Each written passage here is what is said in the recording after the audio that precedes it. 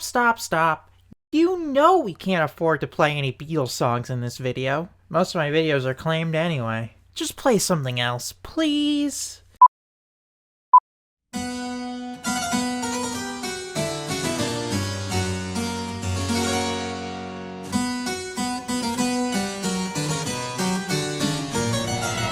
Honestly, it's still shocking to me how successful a movie like Knives Out was in 2019. I mean, I was excited for it, but I worried it'd be too much of a throwback for modern audiences. Boy, was I happy to be proven wrong. And we got what we all wanted out of it too, a modern-day Hercule Poirot, solving mysteries around the world with a new entry coming to satisfy us all. So believe me when I said I knew I was even more excited for this one. After all, for the first movie, I already knew Rian Johnson's talent. I mean, he had already made one of the best detective films ever in Brick, which is seriously worth a watch if you haven't seen it. And I already enjoyed other movies he made, like Looper and The Last Jedi. Though I didn't enjoy Last Jedi enough for us to still be talking about it in 2022. Jesus Christ, it's not worth this amount of discourse. Everyone calm down. So, even with the first one, I knew he had the pedigree to pull it off. And he did, but he also did it by showing he had even more room to grow in the genre.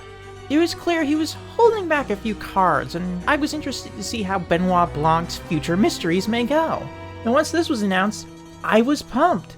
Hell, I was even more so once I finally finished Breaking Bad and saw Rian Johnson's incredible additions to that show, particularly the classic known as Ozymandias. By the way, Breaking Bad is good. I don't know if you ever heard that before or a million times by a bunch of people on Reddit, but it's pretty good. You are not the guy. You're not capable of being the guy. And now, we're here. I was lucky enough to get to see this at IFFBoston Fall Focus this year, a festival I'm always happy to visit and cover. And I also got to see another film narrated by the name of Women Talking, and expect a review on that one sometime soon as well. In fact, this was actually the first time I got to see a movie where I was labeled as press, so that's awesome. Support the fest if you're in the city, everyone. And let me tell you when I say this was a fun one to see that Halloween night, because I enjoyed it even more than the first. And just like that first one, part of it comes down to the exquisite ensemble and their ability to play off each other. Daniel Craig is yet again fantastic as Benoit Blanc, escaping completely into the engaging Cajun, the Southern Deductor. A third nickname I can't think of, and just entrancing the audience with each line delivery and unraveling. Edward Norton pulls off his pretentious hippie billionaire vibe as easily as he breathes. This character that is somehow a mix of Steve Jobs, Elon Musk, mixed with all the worst parts of Aaron Rodgers, is just fantastic to watch.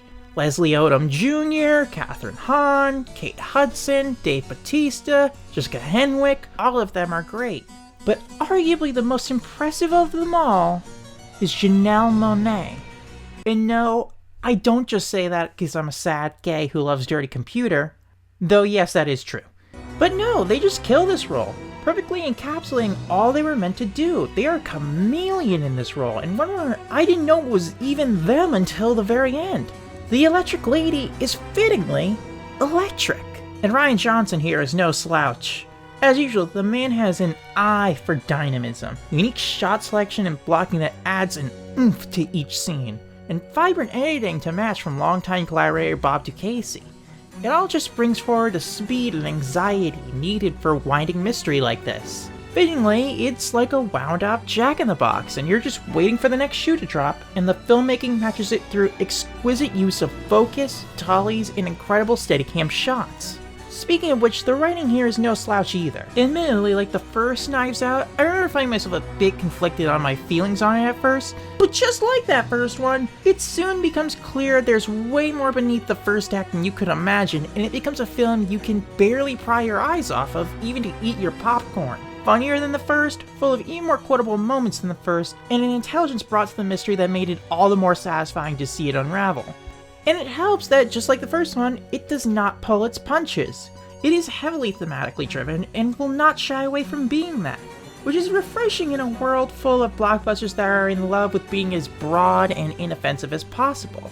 By the way, if you're looking for more on the themes of the first Knives Out, I would encourage you to check out my good friend Sarah Zedig's video on the topic. Link in the card. I will say though, just like the first one, I do think it can occasionally feel a bit too on the nose. Don't get me wrong, I appreciate some of the bluntness.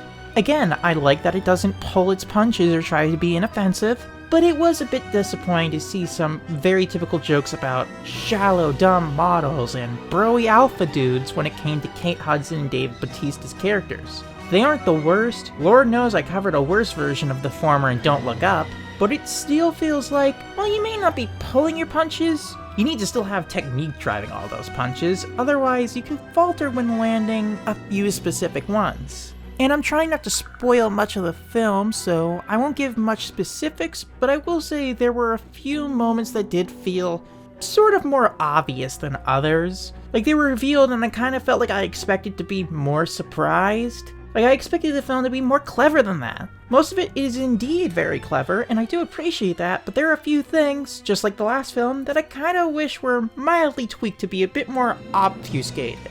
That being said, it is still a blast to watch and see deconstructed in front of your eyes. If you loved the first Knives Out, Glass Onion will more than satisfy. And it shows yet again that Rian Johnson is one of the more creative minds in Hollywood right now. If you need more reminder of that, yet again, Ozymandias. That's what the kids call epic fail. Oh my god! I'm so glad Netflix is giving this such a big push and people getting so excited for it. I'm glad to see films like this can still be made and enjoyed. I didn't expect a whodunit to be one of the biggest films of 2019, but I'm happy it's here. It's been so long since a good one had really taken over the discourse. Huge franchises can be fun, but it's good to know that we can appreciate a throwback. That feels nice. So let's finish off with a notice to all film watchers. The game is afoot. Rian Johnson's Glass Onion, a Knives Out mystery, gets an 8 out of 10.